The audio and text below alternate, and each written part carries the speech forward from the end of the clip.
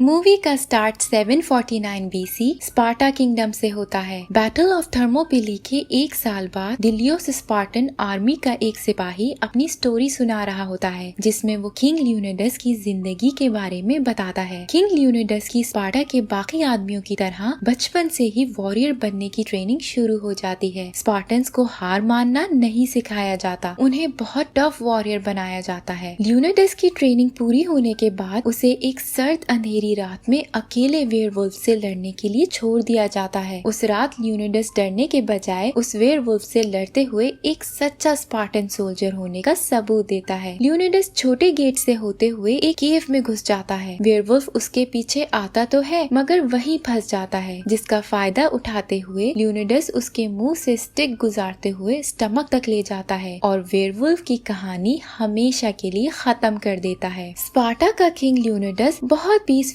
यानी अमनो सुकून से अपने किंगडम को रूल कर रहा है। फिर एक दिन एंट्री होती है पर्शियन हेरल्ड की, जो अपने किंग के मैसेज के साथ वहाँ आया होता है। किंग ज़क्सीस जमीन और पानी की डिमांड कर रहा होता है। साथ ही साथ वो चाहता है कि स्पार्टन्स उसे किंग मानते हुए उसके आगे सर झुका लें। ल्यूनिडस जब ऐसा करने से इनकार करता है तो पर्शियन सोल्जर उसे डराते हैं, जिस पर गुस्सा होकर ल्यूनिडस और उसकी आर्मी पर्शियन सोल्जर्स को चारों तरफ से कवर कर लेते हैं। फिर उन्हें मारते हुए एक गहरे पिट यानी कि कुएं के अंदर फेंक देते हैं। ऐसा करने से ल्यूनिडस ने सीधा सीधा अपने किंगडम के लिए एक जंग को हवा दी है। ल्यूनिडस परेशान होकर एफोस के पास जाता है। एफोस एंशिएंट स्पार्टन लीडर्स थे, इसीलिए ये 5 इलेक्टेड काउंसिल्स स्पार्टा किंग की मदद के लिए एडवाइस करते हैं। ल्यूनिडस उन्हें अपना प्लान बताता है, जिसकी मदद से वो पर्शियंस की एक बड़ी फौज को हॉट गेट्स की मदद से हराने की कोशिश करेगा। ल्यूनिडस के प्लान के मुताबिक वो एक बड़ी फनल की दीवार बनाएगा, जिसकी वजह से पर्शियंस को समंदर और पथरीली साइड से आना पड़ेगा और स्पार्टन सोल्जर्स उन्हें हरा देंगे। एफोस का लीडर कहता है कि स्पार्टन्स को कार्निया के दौरान जंग पे नहीं जाना चाहिए। कार्निया स्पार्टन्स का एक त्योहार है। ल्यूनिडस गुस्से में वहाँ से निकलता ही है कि वहाँ ज़क्सीस का एक एजेंट आ जाता है, जो एफोस को जंग रोकने पर एक अच्छा इनाम देता है। ल्यूनिडस एफोस के मना करने के बाद भी अगले दिन अपनी आर्मी के बेस्ट 300 सोल्जर्स को जमा करता है, जिन्हें वो जंग के लिए ले जाता है। ल्यूनिडस अपनी फैमिली को बाय बोलते हुए निकल रहा होता है, जब क्वीन गोर्गो उसे अपना नेकलेस देते हुए एक इमोशनल बाय बोलती है। रास्ते में स्पार्टन्स 1000 आर्केडियन ग्रीक से मिलते हैं, जो उनकी मदद के लिए उनके साथ निकल जाते हैं। रास्ते में एक विलेज में तबाही देख के वो लोग वहाँ रुकते हैं, जहाँ एक बच्चा उन्हें पर्शियन का मैसेज देता है, जिसके बाद उन्हें वहाँ एक दरख्त पे सब विलेजर्स की डेड बॉडीज लटकी मिलती हैं। आगे बढ़ने पर ये लोग पर्शियंस आर्मी की शिप्स देखते हैं, जो तेज आंधी और तूफान की वजह से तबाह हो जाती हैं। ये भी स्पार्टन्स के लिए एक प्लस पॉइंट होता है, जिस पर ये लोग खुशी मनाते हैं। क्वीन गोर्गो ल्यूनिडस की मदद के लिए और आर्मी भेजना चाहती है, जिसके लिए काउंसिल को मनाना चाहती है और काउंसिल के सबसे भरोसेमंद शख्स को बुला के काउंसिल के साथ एक डिबेट अरेंज करने का कहती है। थर्मोपिली पहुँच के स्पार्टन्स पर्शियन सोल्जर्स को मार कर स्पेयर्स पे लटका देते हैं और दूसरी तरफ एक दीवार बनाते हैं पर्शियन स्लेव्स की डेड बॉडीज को बीच में डाल के। तभी वहाँ पर्शियन आर्मी के कुछ सोल्जर्स आते हैं। स्टेलियोस पर्शियन एमिसरी का हाथ बहुत स्टाइल से आगे बढ़ के काट देता है, जिसके बाद उसे कहता है कि वापस जाके अपने किंग ज़क्सीस को वार्न करे कि वो फ्री मैन के साथ फाइट कर रहा है, जिनको किसी चीज का कोई डर नहीं है। दूसरी तरफ ल्यूनिडस से आकर डिफॉर्म्ड स्पार्टन एफियाल्टीज मिलता है, जिसके पेरेंट्स उसके पैदा होते ही उसे लेके स्पार्टा से भाग गए थे, क्योंकि स्पार्टा के कानून के अनुसार ऐसे बच्चे को बचपन में ही मार दिया जाता था जो अपाहिज हो या किसी कारण आर्मी ज्वाइन ना कर सकता हो। एफियाल्टीज ल्यूनिडस की आर्मी ज्वाइन करके अपने फादर को प्राउड फील करवाना चाहता है। वो ल्यूनिडस को वार्न करता है कि उसे एक स्पेशल पाथ का पता है, जिसे इस्तेमाल करके पर्शियंस स्पार्टन्स को हरा देंगे। ल्यूनिडस सब बातें इग्नोर करते हुए एफियाल्टीज के अपाहिजपन की वजह से शील्ड ऊपर ना करने पर उसे रिजेक्ट कर देता है। ये सुन के एफियाल्टीज बहुत डिसहार्ट हो जाता है। वहाँ पर्शियन आर्मी आ जाती है, जो स्पार्टन्स को हथियार फेंक के सरेंडर करने को कहती है। उसके ऐसा ना करने पर जंग शुरू हो जाती है। 300 स्पार्टन्स हजारों के हिसाब से पर्शियन सोल्जर्स के खिलाफ खड़े होते हैं। हॉट गेट्स को फायदे के तौर पर इस्तेमाल करते हुए और अपनी फाइटिंग स्किल्स की वजह से 300 स्पार्टन्स भी इतने सारे पर्शियंस को एक टफ कॉम्पिटिशन देते हैं। एक लंबी जंग होती है जिसमें स्पार्टन्स कभी स्पेयर से तो कभी शील्ड तो कभी अपनी स्वॉर्ड से पर्शियंस को मारते अपनी जीत के करीब जा रहे होते हैं। फिर सब साथ जमा होके बहुत सारे पर्शियंस को क्लिफ से नीचे फेंक देते हैं। अभी वो ये सोच के खुशी हो रहे होते हैं कि उन्होंने एक अच्छा स्टार्ट लिया है कि तभी सामने से हजारों के हिसाब से तीर उनकी तरफ आ रहे होते हैं, जिसे देख के वो सब अपनी शील्ड से खुद को प्रोटेक्ट करते हैं। एरोज खत्म होने के बाद ल्यूनिडस बहुत ही स्टाइल से उठ के अपनी शील्ड से एरोज हटाता है, जिसके बाद ये सब आगे बढ़ के पर्शियंस की एक और बहुत बड़ी आर्मी से फाइट स्टार्ट कर देते हैं। इस बार पर्शियन आर्मी हॉर्सेस पे आई होती है। स्पार्टन्स इस बार भी इन्हें टफ कंपटीशन देते हैं। वो सब कभी हॉर्सेस तो कभी सोल्जर्स को मारते हुए गिरा रहे होते हैं और एक भी स्पार्टन नहीं मरता है, जबकि सब पर्शियंस मर जाते हैं। दूसरी तरफ क्वीन गॉर्गो को उसके काउंसिल का आदमी आके बताता है कि 2 दिन बाद वो काउंसिल से मीटिंग कर सकती है, जिसके बाद वो उसे कहता है कि थीरन को कन्विंस करके अपनी साइड पे कर ले, क्योंकि काउंसिल मेंबर्स उसी की सुनते हैं। यहाँ ज़क्सीस खुद ल्यूनिडस से मिलने आता है, जो ल्यूनिडस को उसके सामने झुक जाने के बदले दौलत और पावर की ऑफर करता है, मगर ल्यूनिडस ऑफर को रिजेक्ट करते हुए कहता है कि कुछ ही टाइम में उसके सोल्जर्स ल्यूनिडस और स्पार्टन्स के स्पेयर से डरते हुए वापस चले जाएंगे। ज़क्सीस कहता है कि वो उनसे नहीं डरेंगे क्योंकि वो ज़क्सीस को गॉड मानते हैं और उसकी ताकत से डरते हैं। ल्यूनिडस ज़क्सीस का मजाक उड़ाते हुए उसे और गुस्सा दिला के वहाँ से जाने पे मजबूर कर देता है। स्पार्टन्स मरे हुए पर्शियन सोल्जर्स की डेड बॉडी से एक वॉल तैयार कर लेते हैं। नेक्स्ट डे ज़क्सीस सबसे डेंजरस आर्मी भेजता है, जिन्हें आज तक कोई भी नहीं हरा सका। उन्हें इमोर्टल्स भी कहा जाता है। वो पर्शियन की डेड बॉडीज की वॉल के आगे आके रुक जाते हैं, जिस पर स्पार्टन्स वॉल उन पे गिरा के जंग शुरू कर देते हैं। एक डेडली वॉर स्टार्ट होती है जिसमें कुछ स्पार्टन्स की डेथ भी हो जाती है। इमोर्टल्स अपना सबसे डेंजरस मॉन्स्टर खोल देते हैं जो ल्यूनिडस पे अटैक करता है। वो मॉन्स्टर ल्यूनिडस की स्पेयर तोड़ देता है। ल्यूनिडस अपनी शील्ड से खुद को प्रोटेक्ट करने लग जाता है। ल्यूनिडस उसके हाथ को जख्मी करता है, मगर उस मॉन्स्टर पे उसका भी कोई असर नहीं होता, जिसके बाद वो ल्यूनिडस को दूर फेंकता है। ल्यूनिडस वहाँ से एक स्वॉर्ड उठा के अपने आप को बाल बाल बचाता है, जिसके बाद ल्यूनिडस पास पड़ा स्पेयर का टूटा हुआ पीस उठा के मॉन्स्टर की आंख में मारता है और फिर स्वॉर्ड से उसका गला काट के उसे मार देता है, जिसके बाद वो आर्केडियंस को बुला लेता है और वो सब मिलके एक बार फिर पर्शियंस को हरा देते हैं। ज़क्सीस इस सब से बहुत गुस्सा होता है। वो रोज स्पार्टन्स पे अजीब क्रीचर्स और डेडली आर्मी भेजना शुरू हो जाता है, मगर स्पार्टन्स एक एक करके सबको हरा रहे होते हैं। वो एलिफेंट्स की भी एक आर्मी भेजता है, मगर स्पार्टन्स सबको हराकर ज़क्सीस को फील करवा रहे होते हैं कि वो एक गॉड नहीं बल्कि इंसान ही है। स्पार्टन्स आखिरी आर्मी को भी टफ कंपटीशन देके हरा देते हैं, जिसके बाद रीग्रुप करते हैं, मगर कैप्टन का बेटा दूर होता है, जिसको एक पर्शियन सोल्जर मार देता है। ये देख कैप्टन बहुत अफसरदा हो जाता है। ये एक बहुत ही इमोशनल मोमेंट होता है, जहाँ एक फादर अपने ही बेटे की मौत अपनी आंखों के सामने देखता है। उस दिन स्पार्टन्स पर्शियन को हरा तो देते हैं, मगर इस विक्ट्री की कोई खुशी नहीं मनाई जाती। सीन्स एफियाल्टीज पे शिफ्ट होते हैं, जो पर्शियन विमेन वेल्थ और यूनिफॉर्म के लिए स्पार्टन्स को धोखा देता है। वो ज़क्सीस को स्पार्टन्स तक पहुँचने का स्पेशल रास्ता बता देता है। आर्केडियंस एफियाल्टीज के धोखे का सुन के पीछे हट जाते हैं और वापस चले जाते हैं, जबकि स्पार्टन्स पीछे नहीं होते और अपनी आखिरी सांस तक लड़ने के लिए रुके रहते हैं। ल्यूनिडस अपने एक जख्मी सोल्जर डिलियोस को स्पार्टा वापस जाके इनकी जीत की कहानी सुनाने को कहता है। साथ ही ल्यूनिडस उसे क्वीन के लिए उसी का दिया हुआ नेकलेस वापस देता है। स्पार्टा में क्वीन गॉर्गो थीरन को मिलने बुलाती है, जिसे वो उन सोल्जर्स की मदद के लिए एड्स भेजने के लिए कन्विंस करती है, जिस पर थीरन क्वीन की मदद करने को तैयार हो जाता है, मगर उसके बाद क्वीन को सेक्सुअली अब्यूज करता है। नेक्स्ट डे क्वीन काउंसिल को कन्विंस करने की कोशिश करती है, मगर थीरन उसे वहाँ इंसल्ट करते हुए हेल्प करने से मना कर देता है, जिस पर गुस्सा होकर क्वीन पास खड़े सोल्जर की स्वॉर्ड निकाल के थीरन को मार देती है, जिसके बाद थीरन के पास से पर्शियन कॉइन्स निकलते हैं और सबको पता चल जाता है कि वो एक करप्ट पॉलिटिशियन के अलावा कुछ नहीं था। सीन्स वापस ल्यूनिडस और स्पार्टन्स पे शिफ्ट होते हैं, जिन्हें ज़क्सीस ने चारों तरफ से घेर लिया होता है। ज़क्सीस ल्यूनिडस को हार मानने का एक और मौका देता है, जिस पर लगता तो ऐसा ही है जैसे ल्यूनिडस ने एक्सेप्ट कर लिया है, मगर वो एकदम उठ के अपनी स्पेयर ज़क्सीस की तरफ फेंकता है, जिससे ज़क्सीस के मुंह पे कट लग जाता है। सब स्पार्टन्स लड़ाई करना शुरू हो जाते हैं, मगर मगर इस बार उनके लिए एक टफ कंपटीशन देना मुश्किल हो रहा होता है। हर तरफ से उन पे अटैक होता है। सब स्पार्टन्स बुरी तरह जख्मी होते हैं और एक एक करके सब जमीन पे गिर जाते हैं। ये बहुत ही डिस्टर्बिंग मोमेंट होता है जहाँ इतने अच्छे सिपाही ऐसी दर्दनाक मौत के साथ दुनिया से रुखसत होते हैं। मगर उनके लिए ये एक बहुत ही प्राउड मोमेंट होता है क्योंकि उन्होंने हार नहीं मानी और अपनी आखिरी सांस तक एक टफ कंपटीशन दिया है जो कि कोई सच्चा वॉरियर करेगा। डिलियोस वापस स्पार्टा पहुंचकर क्वीन को ल्यूनिडस का नेकलेस देके क्वीन को सब बता देता है। क्वीन उदास तो होती है मगर एक ट्रू वॉरियर की वाइफ होने पर प्राउड फील करती है। डिलियोस स्पार्टा में सबको उनकी टेल ऑफ विक्ट्री सुनाता है। लास्ट सीन्स में हम देखते हैं कि डिलियोस 10,000 सोल्जर्स लेके पर्शियंस के साथ वॉर के लिए निकलता है, जिन्हें वो ये कह के मोटिवेट करता है कि अगर 300 स्पार्टन्स पर्शियन को इतना टफ कंपटीशन दे सकते हैं तो 10,000 स्पार्टन्स को तो पर्शिया का नामो निशान ही मिटा देना चाहिए। सब स्पार्टन्स उससे अग्री करते हुए शाउट करते हैं और वही मूवी एंड हो जाती है।